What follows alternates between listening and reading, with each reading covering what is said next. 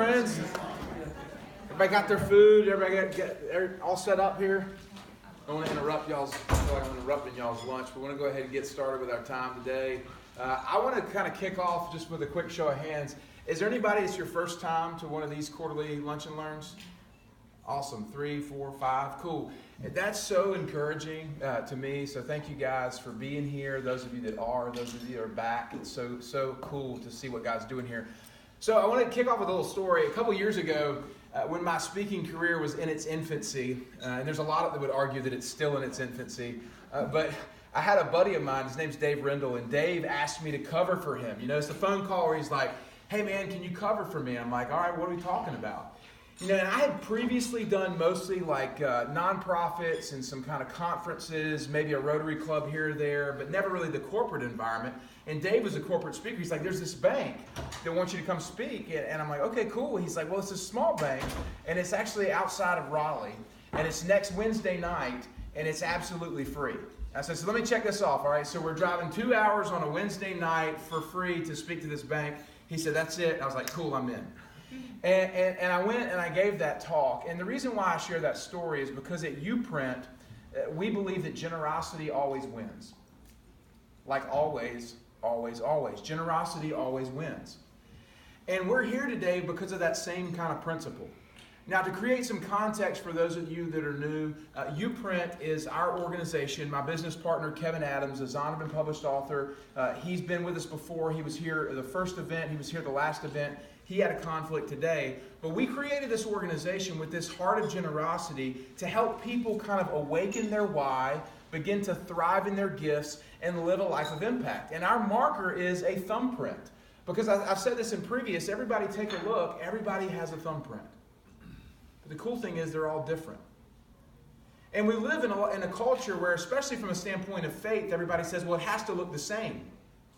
You got to go dig a well in Africa. If you're really a person of faith, then you got to hold a baby sometime, you know what I mean? And get your photo taken or whatever, put it on social media. But that's just not what it looks like. And so what we set out to do is to highlight people in this community who are living kind of atypical lives of faith, right? These aren't the pastors in the pulpits. These are the folks that are living out in the everyday. And I think if you look back at who we've had with us, it's been super cool. So it's kind of a recap on this. We first heard from Kevin Adams, who's my business partner, who wrote a book called The Extravagant Fool. And it's about waking up his faith. And it's a powerful story about letting faith become the chief navigator. And in that event, the big takeaway that I encourage everybody to consider is close your eyes, go to your own funeral, and imagine somebody standing on stage and saying they lived an effective life. And is that the goal? Or would you want to be remembered as someone who lived a faithful life? And so we kind of said faith is the thing that's going to sustain your generosity, that's going to sustain your philanthropy, your engagement in the community, that's going to give you hope when it seems hopeless, right? And that was kind of the first event. The second event, we heard from Jimmy Mahan and his incredible story of taking action on what God did in his life to kind of leave the bank and to go up to the mountains. And now Jimmy, was it Camp Seagull? Is that, now he's the director at Camp Seagull. And just continue to see Jimmy step into this thing that he feels like God's calling him to do. So the idea there was faith is active. It's not sitting in a chair waiting on fish to multiply. The little boy had to bring his lunch. And then the fish was multiplied, right? It takes action on our behalf to step into faith. And then the last event, we talked about faith being courageous. That faith is courageous. And I argued, I said, there are not enough brave people in the world. We live in a culture, unfortunately, where it seems like most people are just willing to go downstream and kind of do the shuffle, right? And it's just, hey, man, if I can get to retirement, then we'll be good. Or if I can get to this 6-figure or that, I'll be good.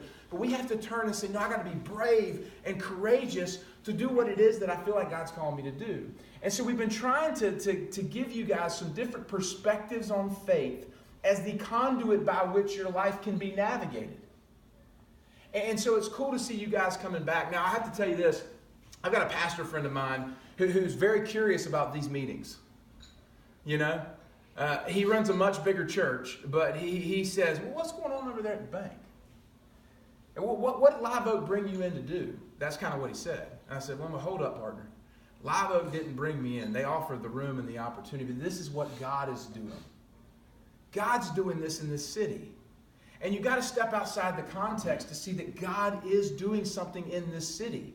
How many people here are not from Wilmington? That's like 80%. 80% of the people are in this room with an organization that has the people and the firepower and the heart to change this city.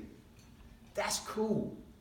And so what we want to do is say, how can we strengthen that? How can we support that? So when YouPrint came on board, it was with this idea to say, hey, let's talk about faith. Let's have conversations that invite people to consider this, and then let's go out and make a difference. Not just throw dollars at stuff, but actually give of ourselves, our time, our resources, our energy. So as a little bit of a recap, that's kind of what we're up to. That's why we're having these meetings. Now, I told you the story about speaking for my buddy Dave, because something cool happened about a month later. A month later, I get a call from Dave. He's like, hey, Matt, I need you to cover for me. And I'm like, all right, what are we talking about here? Free event, 2 hours out of town on a Wednesday night, you know? And he was like, no, man. There's a mortgage company in Texas that's hired me to come speak to their executive team in Boston. And I have a conflict that's come up. I can't go. Will you cover for me? And I was like, whoa. Well, what are the details? And he told me, and it was the single greatest speaking fee, I guess you would call it, that I had ever received to that date, right? It was the largest fee I had ever received. I had this opportunity to present before this board of directors for a mortgage company, and I was like, holy cow, this happened. This was made possible by a willingness just to be generous and help a buddy out on a Wednesday night 2 hours up the road. And I went to that event, and I did something that was really, really cool. I had the first opportunity. Y'all imagine, like, you ever been in that situation where you're just completely overwhelmed? You know what I mean? It's like, I'm not cut out. Anybody have kids? Like, remember when you brought the baby home? You know, I don't know if y'all have been there yet. I don't know what, but you're like, I'm not cut out for this, right? You're so overwhelmed. As a dad to 4, it's like, that's how I feel every day. I go home, and I'm like, I'm not cut out for this. This is crazy. But that's how I felt when I was speaking to this group. You got the CEO sitting right here. You got 24 executives around. And you got this guy who's been paid to come and give them advice. And I was like, man, this is just, I'm completely overwhelmed. And I stood up and I was like, God, on a plane flight, I was like, give me some wisdom, some insight on what I'm supposed to say here, because I am completely out of my league, right? And he's like, say what I've put on your heart. The message doesn't change because of who you're in front of. And so I sat there and I was like, all right, guys, a lot of speakers come into a room with an idea or a best-selling book or something they're going to teach you. I want to do something completely different today. I want to ask you guys, what are you struggling with? You know, a corporation cannot grow beyond its unwillingness to be honest. Let me say that again. A corporation or an individual cannot grow beyond their dishonesty. If you don't admit the things you're struggling with, if you don't get real about what you're actually facing, you can't grow beyond it. Everybody with me on that? I said this to a board of directors, and I was like, so what are you struggling with? Like I have any insight in the mortgage business, right? But that's the message, right? Is where are you struggling? Let's get honest about it. All of a sudden, the CEO speaks up. He's like, hey, man, we got a problem with delivery time on loans, you know? And I was like, okay, all right, what else? He's like, we got a problem with this. We got a problem with that. And I said, okay, cool. Here's what we're going to do. Let's frame this around a few concepts. And I gave him a plan, and everybody walked away, and the CEO was like, man, that was cool. That was very different. You know, I didn't come in and say, you know, how to speed up your mortgage closing process by X% by this process. No, I said you got to treat people better. You got to start being honest with people. Do they just call the underwriters when they need something, or they just call the underwriters to say, hey, how you doing? You having a good day? So you'd be amazed at what treating people well will do to make a business more effective and efficient, because people want to be appreciated. And he's like, wow, I know that, but like, I never really thought of that before. And so what happened because of that, I wrote an article called 3 Simple Reminders to Simplify Your Business. And the article ended up getting published by Success Magazine. Now, I don't say that to put that on the wall, right? I say that because you got to go back to the Wednesday night in a 2-hour car ride to a bank to speak for free. Okay? Now, when I was thinking about what we were going to talk about today and our guest, I said, okay, I want to talk about this idea of honesty. I think that honesty is kind of the theme of today. Because unless you're willing to get honest, you'll never grow beyond where you are. Corporately, individually, from a faith perspective, with your physical fitness, honesty is an essential for you to be able to grow beyond where you are. But nobody likes to be honest, right? We don't like to be honest. I'm not talking about like blatant lies, right? Like my kid's got like green marker on his fingers. Like, son, did you put the green marker on the wall? He's like, no. I'm like, I see your fingers. You're lying to me, right? Like, that's a blatant lie. It's kind of the subtle dishonesties that I think we struggle with so often. Like getting real about what our motives are. Like getting real about whose kingdom we're building here. And that's one of the things that I started to step back and look at my own life. And just to share a bit of context for you, a couple years ago when I was writing my book, I wasn't really honest with what my motives were. I saw these best-selling authors and these experts in the field, and so you kind of like pander to these guys, and you're like, oh, they got a blue check on their name in Twitter. Like, they must know what's going on, you know what I mean? Like, I need to pay attention to them. Maybe I could be friends with them, you know?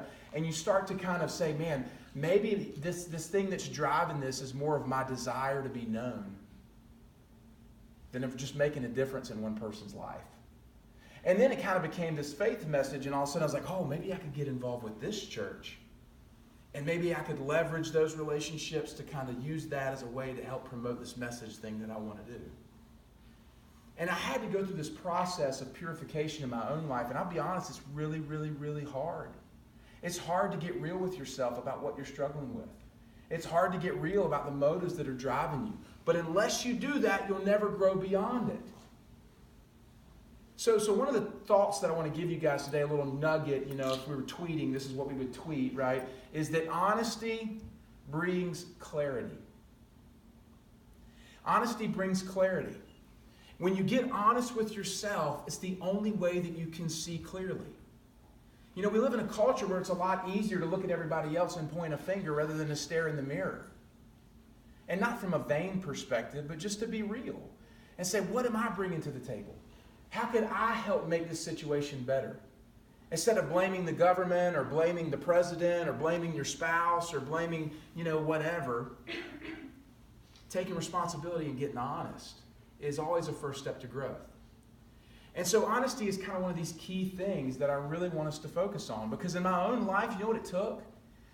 I had to get real, and I had to have somebody walk alongside me. You know, YouPrint, our corporation, was birthed out of what Kevin and I actually started doing. Kevin, who's older than I am, who's wiser than I am, who's more read than I am, started mentoring me through my journey of wanting to chase my passion and my heart of speaking and writing. And we said, oh my gosh, something's happening here. Like, I'm actually growing. It's hard, but I'm growing. I'm getting prepared for what God's called me to do because I'm willing to be honest. And so Kevin helped me break off some of these strongholds. And you know, whether we don't want to talk about it or not, but there's so many things that sometimes keep us, you know, restricted. There's strongholds that we walk through life with. Maybe it's the fact that our dad never said good job. Maybe it's the fact that we never were kind of the popular one in class. Or maybe it's the fact that, you know, we always wanted to reach a certain level or status and we're not quite there. Whatever it is, and we have these things, these narratives that dictate our life and our everyday action. Until we're honest about them, we'll never grow beyond them. You know, and so that's really the encouragement today, is to get honest and say that faith is honest. Here's the takeaway, though. You cannot lead unless you know who you are. You cannot lead unless you know who you really are. You know, leadership in our culture has become more about titles. Oh, they're a leader because it says it on their door. Manager, director, you know, executive, whatever. Guys, leadership is about courage. It's about honesty and courage. Those who lead are willing to be honest because they know themselves, and they're willing to be courageous to step into that. It's the only way you can lead. We were talking about this on the radio the other day. Kevin and I brought it up from Braveheart. You know, Braveheart's a movie, what Mel Gibson, William Wallace. I just got back from Scotland, so it's kind of like fresh in my mind. William Wallace looks at Robert the Bruce and he says, men don't follow titles. They follow courage. And I just want to challenge you guys today to think about that in your own life. To get honest, to know who you are as a way to catapult your leadership and your courage to really step in here at the bank, but also in this community to make a difference. And again, with what the bank's done this year, it's just awesome to see. It is happening, guys. It's so cool. It is happening, and it's awesome. But it can't die by the wayside because we get frustrated or we get tired. We have to keep pressing into this idea and then watch what God will do if we're but faithful. And so I want to kind of close with this thought. You know, as we look back, we've been here a year now. This is our fourth event, our fourth engagement. You guys are still coming, so, you know, we'll keep doing it, you know, as long as you guys are here and you feel like it's adding value. But I've been thinking a lot about, hey, what do we want to look for in 2018? What do we want to do next year, right? And for me, it moves into this conversation. When you are honest, it breeds clarity, and you uncover who you really are. And at the root of that is this idea of identity and leadership. And so next year, we want to really focus our interest in these conversations on identity, discovering who you are, your gift set, and then applying that to lead here at the bank and in the city. So this year was about waking up the giants inside. Waking up this idea of faith, you know. That's our radio show, Wake Up Our Faith, you know. It's all tied together. This is waking it up. Say, hey guys, let's wake up. God's doing something. Let's get involved. And then next year, stepping into who we are and leading in the city. And so I want to kind of challenge you guys with that and just leave you with that as we think about it today. And we have a story. Our guest today, I'm so excited to bring Greg up here in a second. Just a little bit of context. How Greg is actually here is nothing short of miraculous, right? I mean, you know, Greg, again, not from here, right? You know, but he is here because God has brought him here. And I happened to cross paths with Greg a couple years ago. He actually did my melanoma surgery, but then, you know, kind of parted ways. And all of a sudden, Kevin, my business partner, is in his front yard one day, and Kevin's neighbor's like, hey, you need to get to know this Greg Viehman guy. And so completely random connection there. So we sit down with Greg and have coffee and then kind of again go our separate ways. And Greg's running his business. And then all of a sudden, you know, we had a date change and all of a sudden we have an opportunity and bam, Greg Viehman was a name that we kind of brought to us. And so we feel very, very confident that this is what God's done to have Greg here because his testimony is so powerful. And so it's really cool to see that. So a little bit of a backstory on Greg. Greg is a surgeon. He's a doctor at Seacoast Skin Surgery here in Wilmington, Howell Creek Landing, off of Military Cutoff. But Greg is a super, super smart dude, graduated first in his class, but has an incredible story that's highlighted in his book, The God Diagnosis. He had a follow-up book, which is a study called The Abundant Life. And Greg's going to share a little bit of his testimony with us today. Graciously and generously, again, the theme here, he brought a copy of this for everyone who's here today. And we're excited to hear from Greg. But I want you to pay attention to this concept of how this honesty ties into what we're doing and how it's going to propel us forward. So, Greg, you want to come on up, brother? We're excited to chat. Guys, give him a hand.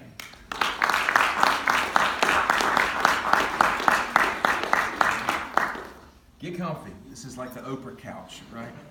Be like Ellen. So, Greg, man, tell everybody here a little bit. Give them a little bit of backstory on yourself. I grew up in actually Wilmington, Delaware, and lived a very secular life. Never went to church. Never thought about God or anything like that. And really, where I grew up and in the life that I lived, no one else was talking about it either, so it really wasn't even on the radar. And so I'm going to school and I'm doing, you know, that kind of treadmill thing, trying to, you know, get to success. So I go through high school and college, and I'm getting good grades, and I'm getting A's, and I end up in medical school, graduate number 1 in my class, and and I go to internship and fellowship at Duke and become, what I've always wanted to be. And it took, 36 years to get there. So it was a lot of hard work, a lot of blood, sweat, and tears. And again, it really pretty much in terms of God or faith, it just wasn't on the radar. I had a few little incidents which are in the book, but it was not something I was thinking about. The paradigm of life that I was taught was that, evolution is true. We've evolved over billions of years. And when you die, you're just kind of recycled matter, and that's it. So by the time I was 36 and I had achieved my goals, or what I call the American dream, it wasn't what I thought it was going to be. So the success, the money, the stature, the achievement, the material things, the trips, the cars, the whatever it is, all that stuff, the house, when you finally get everything that you want and there's nothing else on that list, and you finally arrive, which is where I was still empty. And I was very frustrated. I was depressed. I was not a very nice person a lot of the time. I was drinking too much because that gave me a little peace. And it was a frustration because what do you tell someone when you have so much success as to why you were not happy, why you're not feeling fulfilled, why is the new car or the big house not doing it for you? There wasn't a sense of contentment. And so the whole faith thing happened in God's providence by, we basically moved into the big neighborhood at this point in Cary. We're in Cary, North Carolina, and there were a bunch of Christians on the street, and they basically kind of snubbed us because we were the heathens. And we were a little heathen, I'll give you that. But it got so bad that I told my wife, I'm going to the Christian bookstore, I'm going to buy a Bible, and I'm going to prove that these people are hypocrites. And I wasn't out to necessarily set out to prove that it was what they were believing wasn't true, but I just wanted to prove them from their own instruction manual, so to speak, that they weren't doing what they were supposed to be doing. The thing that hits me with that, Greg, not to interrupt you, is like that. It's a lot of fire to get to that point. Like to get to the point where you're ready to go and basically disprove. You know what I mean? Like yeah. Well, it was bad. I mean, they told their kids that they couldn't play with our kids, and these are 3 and 4 year olds. I'm like, this is ridiculous. So I put on the disguise and go on the Christian bookstore because I didn't want to be seen in the Christian bookstore. I just wasn't that kind of guy. And hat, sunglasses, the whole bit. And I basically sat down and started reading the Bible for this purpose. But what got my attention was the claims that this person Jesus was making, that he's God on earth in the flesh, and that he's there to rescue me. And it was interesting because a lot of the things that I had struggled with, he had the answers for. Now look, I was not religious. I didn't believe it, but I struggled with death. Like, my kids that I'm tucking in bed, are they really just recycled matter? The memories that were forming, they really just vanish when someone dies? And I used to struggle with, why do we die at all? I was in medicine, but if we're so highly evolved, why is there so much disease and cancer and pain and suffering? And what happens when you die? And so, he was saying that I've come to conquer death, and death is in the world because of sin. And you're empty, you're not fulfilled in your life because you were meant for me. You were meant for God, not to live your own life independently. So he was giving me answers. I just had to figure out, could I believe that it was true? And there was a struggle in terms of honesty. There was a strong part of me. I did not want to be a Christian because of the people that I knew that were Christians, oddly, funny enough. And as a scientist, I had trouble believing in the miraculous. I just was taught that it doesn't happen. But when I looked at the evidence, and it all basically boiled down to the resurrection, when I looked at the actual evidence, I'm talking, give me facts, give me things that I can hang my hat on, in the Bible, out of the Bible, the evidence was overwhelming. And there really wasn't any other explanation. And I found that even the critics had to admit that. They just chose not to believe it. So long and short, through a process, I basically became a Christian and didn't know it. And the premise of the book is I was so radically changed. Like I woke up a different person. Not perfect, don't get me wrong. But God did something to me that changed me instantaneously. So when I wake up the next day as a doctor, I'm trying to figure out, okay, what in the world has happened to me? And I didn't connect it with the studying the Bible and all that kind of stuff, because, you know, if you're raised like I was, that God's so distant, when no one's talking to him, no one is even mentioning him, at most Christianity would be a ticket to heaven where when you die, you get to go, which would still be a good deal. But in terms of God interacting with me or working with my person or hearing what I'm saying, that just, I couldn't comprehend that. And once I figured out that that was what happened, that's when I was freaked out. And I'm like, and I had to get honest about everything.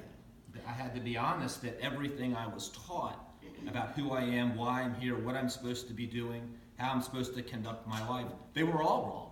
All of them. Every single thing was wrong, and that's hard to swallow. Yeah. What kind of process? I mean, how long are you talking about here? You know, because I think sometimes you hear this kind of conversion thing, or you talk about it, and it seems unattainable. But there's a story in your book, like there were high school students that you called the ski trip kooks. You know what I mean? When you were on a high school ski trip, and it was, you know, they started talking about faith, and you got angry, kicked the chair over, or whatever. Right. So what I want to see here is that this pursuit of you wasn't just a one overnight thing, right? No. It was going on for many years. It was going on for years. Yeah, and so what do you think actually brought you to the point where at 18 in high school you weren't ready to go there, but at 36, and you know, what do you think was a catalyst for you to get honest? Well, when you're 18, you know, you're kind of above the law. You think that you're invincible, and you're not thinking about bigger picture things. But when you're 36 and you have a family and you've got kids, and you know, you have friends dying. We had a friend down the street die in their 30s. You're humbled a little bit more by life. And as a doctor, I had practiced long enough to see bad things happen. That invincibility is gone, and then of course you throw that in with, hey, there's something wrong with my life. I've got all this success. I've got everything I've ever wanted, and I'm not content. I'm not happy. It makes you more open to. Yeah. So how did faith? You know, it's interesting to me as I think about your story. It's almost like intellect, which is crazy.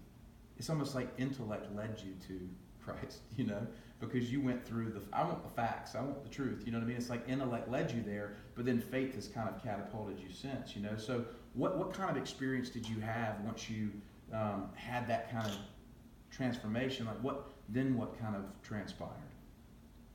Well, I mean, a few things ran through my mind. The most profound thing that I realized, which kind of changed my whole paradigm of life, was that, think about it, God heard what I said the night that I asked him to change my life and accept Jesus and all this. So think about, how did he hear me? There's, 6 billion people on the planet? And how did he know that I meant what I said, right? How did he know that I wasn't just reciting words or something? That's really profound, guys. That means that he knows everything. And he knows, he's been there the whole time, and he's just like knowing every bit of who I am, even by the intentions of what I'm saying.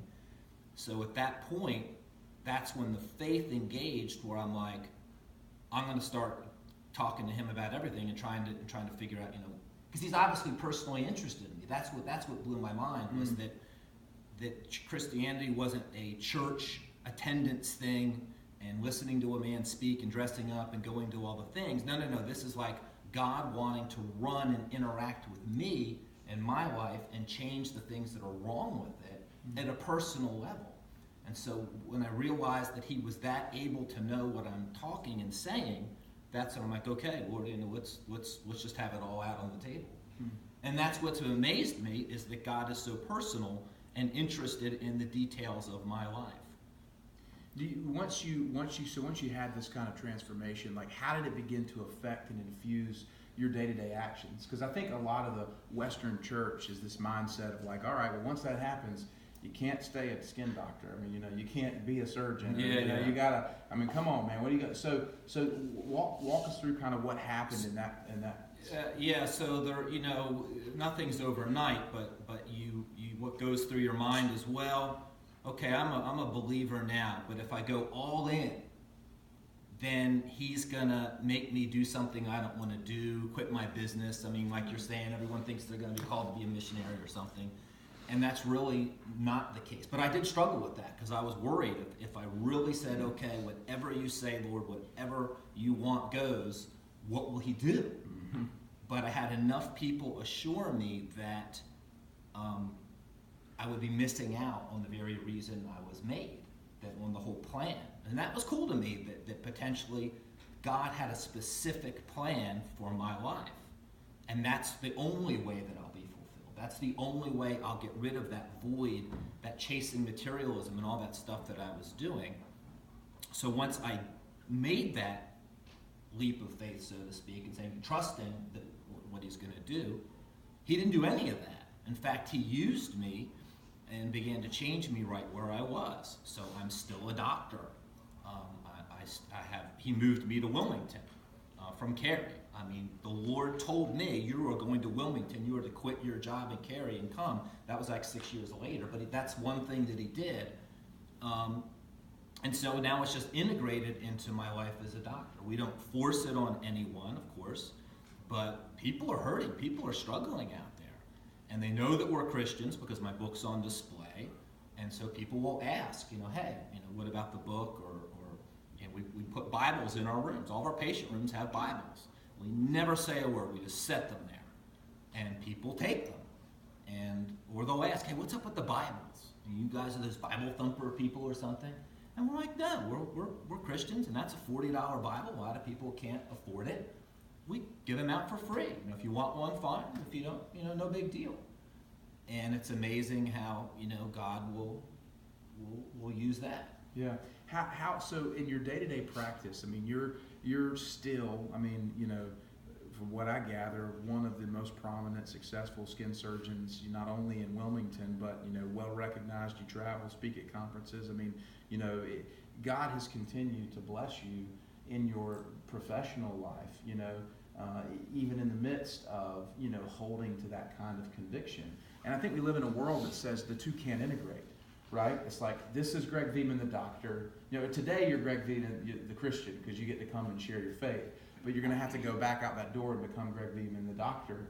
You know what I mean? Like, how has those two become integrated in your heart, you know what I mean, and kind of giving you peace through the tension that exists? Well, he really hasn't changed anything in terms of, monetarily. I guess some people think that he's going to have you sell everything and all that. In fact, we have more so-called financial blessing than we did before we started. So God he's not concerned about how much money I make. He's concerned about, am I doing what he wants me to be doing, and am I fulfilling, his purposes for me, which are small in the part of daily life. I mean, what he wants me to do is minor, and the rest of the time is free or playtime, so to speak. Mm-hmm. So he uses us, partly financially in the business to support ministries. Mm-hmm. We go out and speak. At the end of the day, he's about reaching people. I mean, at the end of the day, that's what it's about. Everyone in this room is going to die, and you're either going to be with the Lord or you're not. And so that's his main objective. And we've seen time and time again how people come through our office with a cancer, but that's not really why they're there. We had an old crusty man come in, and he was really belligerent, and he was angry that we had this book and this Bible on display. Why do you have those things? And you people should be pushing this down my throat, and I don't want to believe this. And we said, well, we haven't said a word to you, sir. Dr. Viehman wrote the book, and the Bibles are free, but we didn't tell you what to believe. But he left with a book and a Bible, okay? His pastor comes back a month later with his wife, and they said, this guy is a different man. He's scaring his wife because she doesn't know who he is. He was radically saved by God. Wow. And we didn't do anything. We did absolutely nothing in our office, didn't say a word to the man. All we did was make our faith available to him. Hmm. That's a good word right there, making your faith available. So when you kind of look at your life now, like your ministry, Everlasting Strength, has kind of birthed out of your passion, for the Lord, and it includes, I would assume, what you're doing within your workspace. But you're also traveling on the weekends, you're speaking, and you did something at Easter. I'm pretty sure I saw the Easter. Like you went through the physicality, like as a doctor, like what Jesus actually went through. We have a teaching on the medical aspects of the crucifixion. It's actually been written up in many medical journals. Many doctors have written on what actually happens to the body, to the person in crucifixion from a medical standpoint.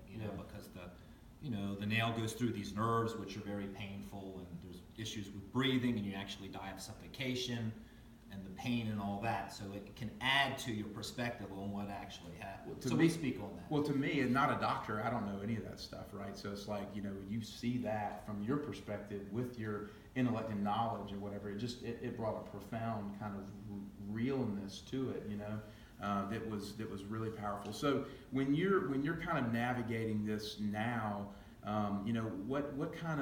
what observations do you make within the construct of kind of the world we live in, the world we operate in? How much resistance do you get from staff? How much, what kind of feedback? Like, where do you find yourself in navigating this integrated faith into everyday life? I think that a lot of it is inside and personal. So I pray for every patient that comes through the place, not with them, but on my list. I get a list of the patients, so I do that. I pray for the staff, and I pray for what we're going to do, because God is interested in that. And then in terms of the integration, I've pretty much learned to, again, make myself available and not hide it, not be a secret agent Christian where no one knows what you are. So you make yourself known that this is what you're about and this is what you believe, and then in the office, in the integration, I wait for God to give us an opportunity. You can't force an opportunity, you can't make it happen, but if you wait and you're available and you're thinking and praying to be used, then God will use you.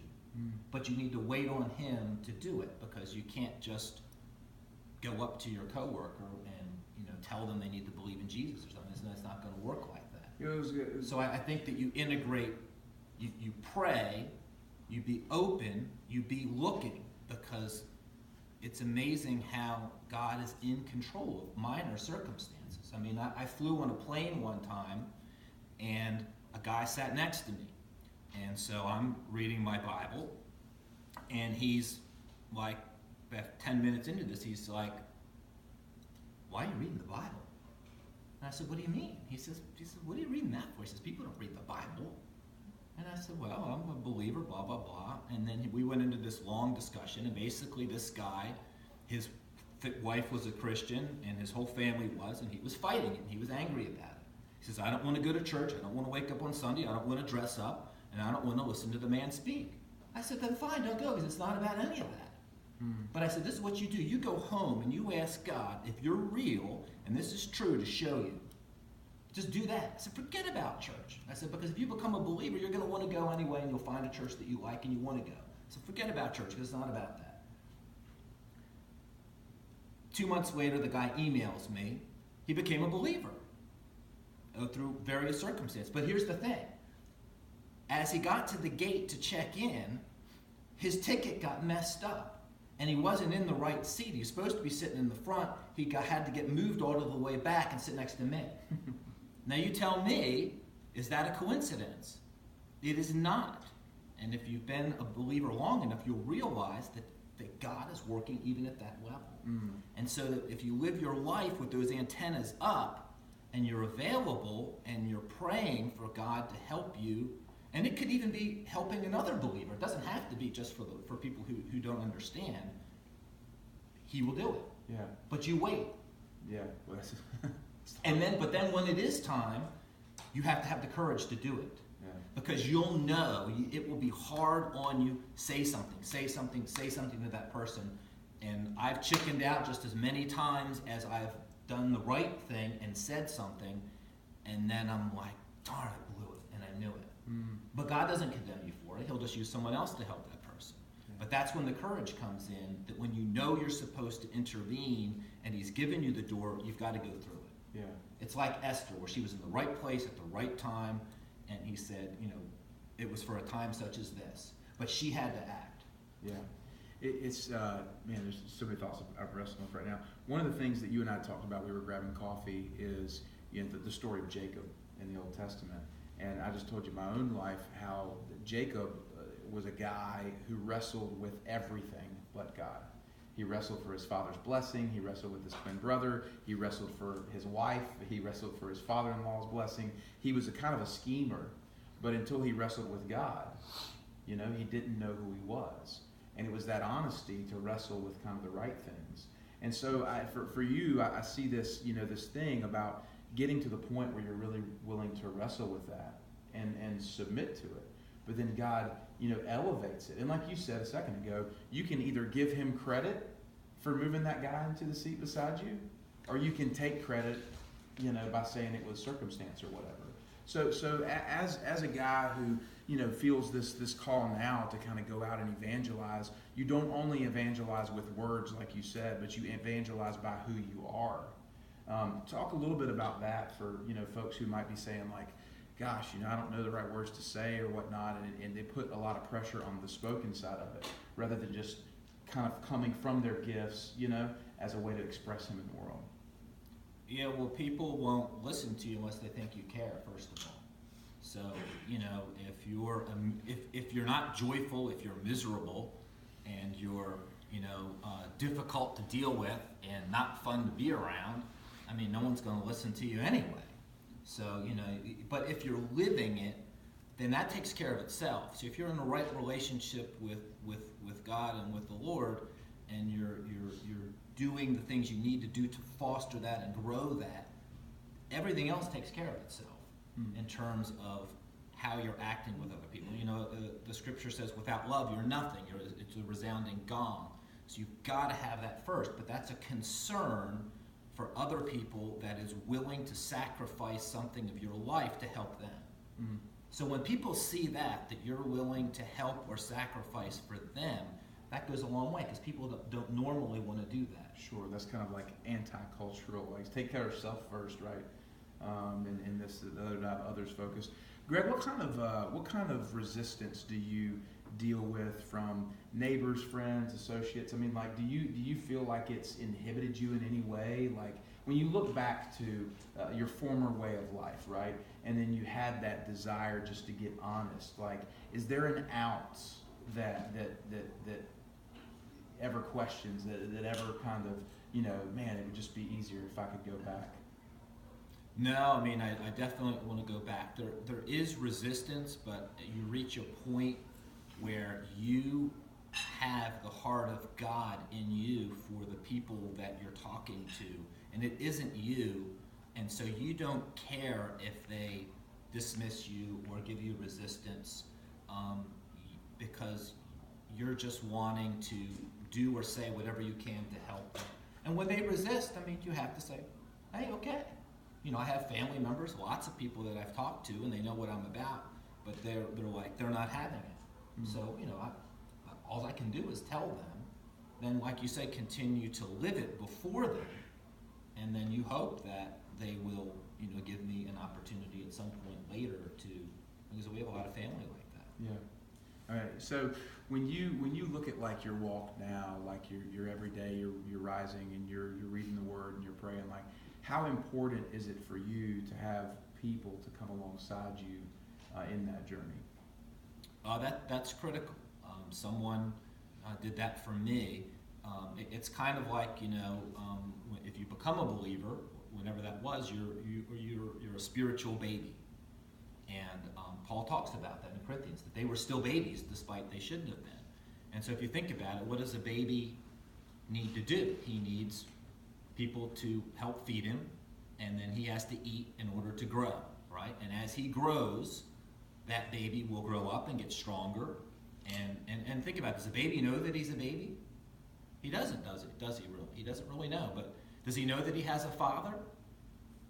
Yeah, kind of, right? There's this fuzzy person that may do that. But as he grows up and matures, he can feed himself more. He can grow more, and then he really knows he has parents, and then that relationship can grow even more as he matures. So what's true physically for us is also true spiritually, is that you have to grow, and you grow by main way is by reading and studying the Scripture and talking to God. But you need resources, you need people to help you do that. There is a part of that that's on your own, but think about it. A child isn't often on his own to what is in their 20s now.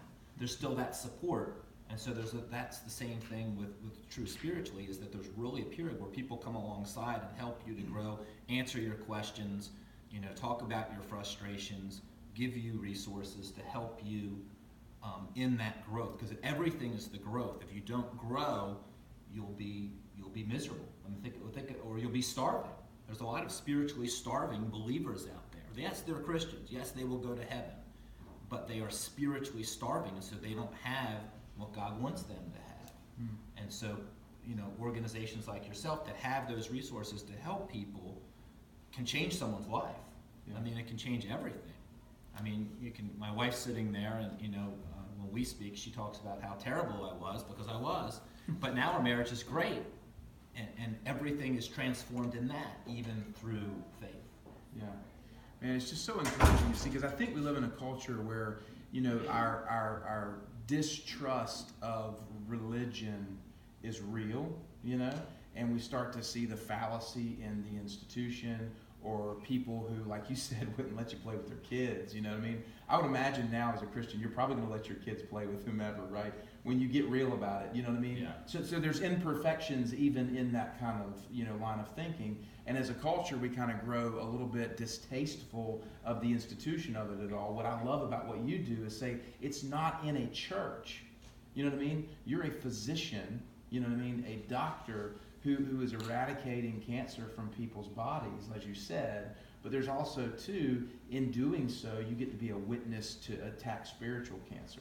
Like, for me, man, that's just the coolest part. It's like, wow, like you're being used outside of a pulpit, outside of a church, outside of that traditional context to be able to reach people. And that gives me hope that, people in every walk of life, in every industry or whatever, we need Christian people to live that faith out as a way to draw folks into that kind of community. And do you see kind of a shift in culture in that regard? Do you kind of feel like there's any kind of movement in that way? I mean, what's your thoughts towards that? Well, don't look at the institutions or you'll be let down. Because, if you read, even in the Bible, Revelation chapters 2 through 3, most of the churches were a mess. So you can't look at the institution, you can't look at people who are Christians, because we're all a mess. So you make it about your relationship with God. Yes, church has its place, but America has made it largely churchianity. And that's not good to a large extent, because maybe half or 2/3 of the people in there may not even be believers, and depending on what church you're at. And so you look and see the hypocrisy, and it can drive you away from God, even as a Christian. I had a lady the otद day tell me that, and this woman's a believer, that her non-believing friends are treating her better than her supposedly believing friends. So you got to make it about you and the Lord, and not focus certainly on the institution, because there's just a lot of problems out there, and that will drive you away. Yeah. The last question I want to ask you is, what did going to Jerusalem? I know when I was in your office, I remember seeing the pictures of you actually going to the place where these events, occurred. What was that like? That's kind of surreal. I mean, when you're there and you just think about what happened, and just the whole concept of God walking on earth, and that He came for us is mind blowing. And there's something. So now the cool thing is that if you've done that, if you ever get to go to Israel, you should go, because then when you read the Bible, you see it in your head, like you were there. You've been on the Sea of Galilee. You've been at the Temple Mount. You've been, to these places. Yeah, that's super cool. Man, I'm just grateful for your willingness to share, and I love the testimony that you live out, and having the opportunity, the forum to share your testimony is so encouraging. I wanted to open up, to anybody here that might have a question for Greg before we kind of wrap up our time. Anybody have anything that they wanted to ask, or any thoughts, or so forth? I think it's a great way to put it when you say, you gotta kind of have your antenna up in the morning. What's that prayer look like for you in the morning? That's a daily morning as you go in, of putting your antenna up for not only the patients you'll see, but your staff, and maybe talk a little bit more about what that looks like for you. I'll just say, Lord, use me today in some way to touch someone's life or help someone, and enable me to recognize it and enable me to do what you would have me to do. I don't think it has to be long. And then just that simple prayer, though, seems to trigger that awareness versus rushing out of the house, getting to work, frazzled, and that never being thought. So it does require you to get up a little bit earlier. And morning's not the best for everyone, I understand that. But for me it is, because I like to start my day that way. And so that does seem to trigger something where you're more aware. Just recognizing that, okay, I'm living a day. God is giving me my breath. He's making my heart beat. He has a plan. Whatever that plan is, I want to follow it. There's some cool scriptures that the Lord fashioned the days for me when as yet there were none of them in Psalm 139. And Ephesians 2:9 says that he has these good works planned for us, that we should walk in them. I want to know what those are. I want to fulfill that, because when you start living like that, each day is exciting because you don't know what God's going to do or what he's got planned for you. And maybe not every day something happens, but a lot of days it will, and then it's fun because you get to see him working, and it makes the Christian life exciting. It makes it, it's personal, it's interactive with other people, it's real. It's not just this Sunday thing. It's actually what's going on, because that's what he's really up to. You just have to learn to recognize it and learn to live it. Chris, did you have a question? Yeah, I was just going to ask about what sorts of things do you see, now that you've been in Wilmington for some time now, what sorts of things do you see going on in this community that excites you, and do you have any thoughts about, in the short term, what are some of the goals that you have here, personally, spiritually, for some of the things that you want to be involved in this community in the near term and medium term? I think this event right here is very exciting and encouraging to me. I mean, here's a new company that's growing quickly, and they are open to making this a voluntary thing, and you've got 40 or 50 people here that want to know more about faith and God and how they can impact the community. And then you've got guys like yourselves who are on fire to help those people in that venue. That's really encouraging. I mean, even the other day when we met and talked about this, I left there really encouraged, because that means that, like you said, God is doing something. Yeah. And it's big, and you can be a part of that. And that's an exciting way to live, to think that you are a part of something that God is doing. So even by you being here, you're a part of it, and he is equipping you or training you, or going to speak to you how you can be used in here and outside of here. So that's exciting, because you get in your own little world. I didn't even know Live Oak was here. I knew that you existed because I've had a few patients, but to come on campus and see it and see this whole thing, that's cool. Yeah. Because that's not everywhere. Not in today's world. No, not at all. Does anybody else have any questions? And I can stick around afterwards if you want to ask something that you don't want to ask publicly. Make sure you get the handout up there if you didn't get one. They're up there. Yeah. Well, guys, Greg, man, thank you so much just for being willing to share, and it's an encouragement, just to see you living it out, man. So thank you for that. Guys, like I said, the purpose of this is just to open up a conversation and just to see, this is actually what's going on in the world. This is right here in Wilmington. This is somebody in our own city who is choosing to live this way and has seen faith enhance and bring that more to life aspect that you felt. I know in my own journey of redefining rich when I was writing my book, I mean, it was so encouraging. Certainly as we with YouPrint have been doing this, to know that there's a brother in town, that stands in the gap, that's encouraging. And so we want to just challenge you guys. We're here. Part of what we do at YouPrint is come alongside people. Like, we want to help people, right? And so we have this mentoring program. We have these resources. We've got a great 21-day spiritual cleanse. We've been talking about having a regular meeting coming in January. And at the last event, at the last one of these, I told you guys we have a vision to build a life center in Wilmington, a physical church between Sundays, not a church, the unchurch is kind of the vision for this, where people can feed and be fed, teach and be taught, where people can learn financial literacy, where Greg can come in and give some stuff about, his experience, where you guys can come in and talk about what you're seeing, just a vibrant campus where the work of God can come together and be done to help this community. That's our vision, and we can't do it alone. And we speak it out because we want God to come along and be a part of it, and you guys are a part of that. So thank you for being here. As always, if you have any questions, we'll be available. But we appreciate you guys, and y'all have a fantastic day.